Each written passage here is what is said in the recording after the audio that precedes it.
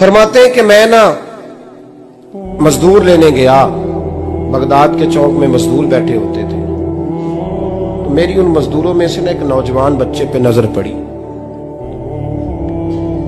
बड़ा कमजोर सा वजूद था, लेकिन चेहरे पर इबादत का निशान था। माथा बताता था कि नमाज का बड़ा ख्याल रखता है। मैं उसके करीब गया। चेहरे भी बड़ा कुछ बताते हैं ना, चेहरों में भी बड़ी रानाई होती है। फरमाते मैं करीब गया, मैंने उसको कहा बेटे मजदूरी करोगे? तो कहने लगा मजदूरों में बैठा हूं तो हुजूर मजदूरी के लिए ही तो बैठा हूं। तो मैंने कहा कि चलो फिर। कहने लगा नहीं मेरी कुछ शर्तें। मैंने कहा बताओ। कहने लगा पहली शर्त यह है कि लोग 4 दिनार दिहाड़ी लेते हैं, मैं 3 दिनार लूंगा। मैंने कहा यार भाई तो बड़ी बेहतरीन है, बाकी भी इस तरह की रख ले। उसने कहा हुजूर दूसरी शर्त यह है कि मैं आपकी मुकम्मल बात मानूंगा, लेकिन जब अजान हो जाएगी फिर आपकी नहीं सुनूंगा। तीसरी बात उसने ये की कि हुजूर मैं आपके घर में काम करूंगा पर आपके किसी सवाल का जवाब नहीं दूंगा। कहते मैंने कहा यार तू बड़ा अजीब है, शर्तें तो मालिकों की होती हैं। कहने लगा जी बहरहाल मैं शर्तें लगा के जाता हूं। फरमाते मैं उसे घर ले आया, काम मैंने उसको बताया तो जो काम मजदूर सारे दिन में करता है ना उसने 2 घंटे में ही कर दिया। हमारे मजदूर सिगरेट पीने में भी तो आधा घंटा लगाते हैं, वो चाय पीने जाएं तो पौना घंटा। वहां उनको भी तो दयानतदारी करनी चाहिए कि नहीं करनी चाहिए? ने मुआहदा किया है ना जी, तो पूरा उतरना चाहिए ना।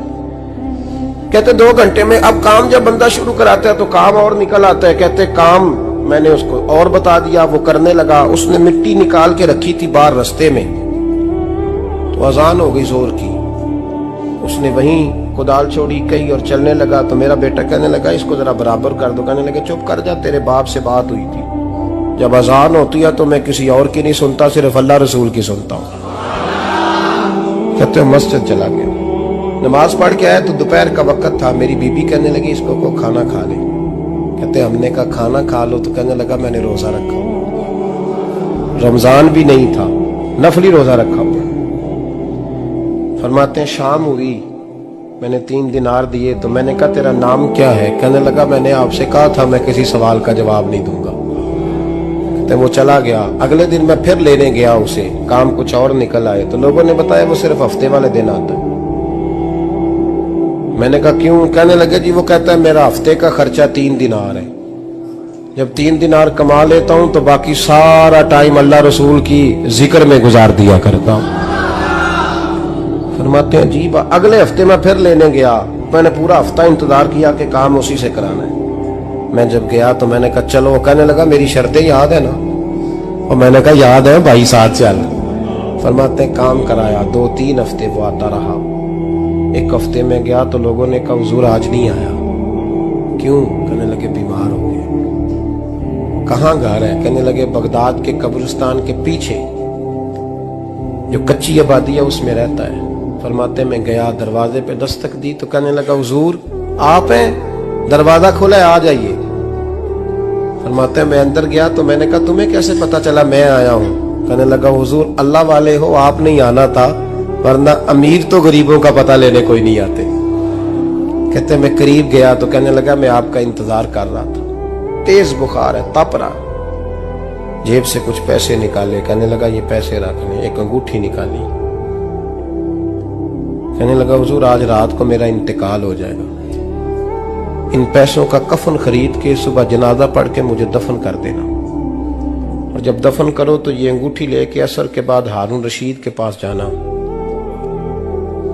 आप उसे कहना मैंने मिलना है पर वो आपको टाइम नहीं देगा। आप उसको आवाज दीजिएगा कि तेरी एक अमानत है मेरे पास, फिर वो आपसे मिलेगा तो अंगूठी दे दे, फिर आप मेरी तरफ से फारिग हैं।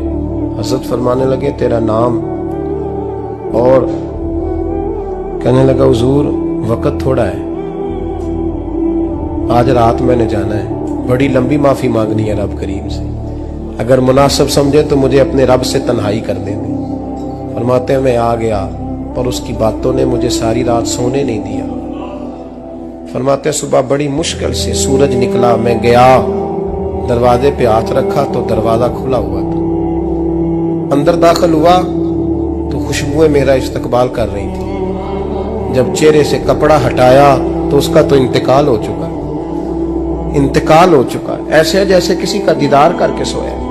कहते मैं तो 2 आदमी ले गया था जनाजे पे, पर पता नहीं दुनिया किधर किधर से आई, कहां कहां से। अखा जदों मीटियां जमाना मैनू रोवेगा, अपना ते अपना बेगाना मैनू रोवेगा। फरमाते हैं मैं तो 2 बंदे ले गया था, पर पता नहीं मखलूक कहां कहां से आई। जनाजा पड़ा, दफन किया। हारून रशीद के पास में असर के बाद गया, मैंने बुलाना चाहा पर बादशाह था, मेरी तरफ देखा ही नहीं। मैंने उसको कहा तेरी एक अमानत मेरे पास है। फरमाते हैं मुझे कोने पे ले गया, क्या बात है, कमरे में बुलाया, मैंने अंगूठी दी। हारून रशीद तो चीखे मारने लगा, कहने लगा अंगूठी वाला कहाँ है? मैंने कहा वो तो इंतकाल कर गया। कहने लगा मुझे कब्र पे ले चल। कहते मैं कब्र पे लाया तो वो लेट गया, तड़प के रोने लगा। मैंने कहा मेरा कलेजा फट जाएगा, ना उसने कुछ बताया ना तूने बताया, ये कौन था? तो हारून रशीद कहने लगा ये मेरा बेटा था। मैंने कहा तेरा बेटा और मजदूर? कहने लगा हुजूर ये हजरत दाऊद ताई के पास बैठा करता था, उनका मुरीद था, मुझे रोज कहता था अब्बा तूने बड़ी दुनिया इकट्ठी कर ली है, मरते वक्त तुझसे टांगे समेटी नहीं जाएंगी, इतना हिसाब नहीं तू दे सकेगा। मैं इसको समझा देता, इसकी अम्मा समझा देती। ये रोज हमें कहता छोड़ दो, आ जाओ अल्लाह रसूल की बारगाह में झुक जाएं। हम समझ। एक दिन ये चला गया, कहने लगा फिर तुम्हारा रास्ता और है और मेरा रास्ता और है। ये सोने की अंगूठी गलती से इसके पास रह गई, गलती से हीरे की अंगूठी चली गई। कहने लगा देखो मेरे बेटे ने आज वो भी वापस कर दी है। फिर तड़प के कहने लगा हारून रशीद था तो ये मेरा बेटा, पर मेरा मुर्शद निकला, मेरा पीर निकला। भाई जिंदगी तो बड़ी थोड़ी है ना। बाबा साहब ने कहा था उठ फरीदा सुते आ, दाढ़ी आ गया पूर, अग्गा नेड़े आ गया, पिछा रह गया दूर। उठ फरीदा सुते आ, खलकत वेखन जा, मते कोई मिल जाई बख्शिया ते तू ही बख्शिया जा। उठ फरीदा सुते आ, झाड़ू दे मसीत, तू सुते रब जागदा, तेरी डाडे नाल परीत।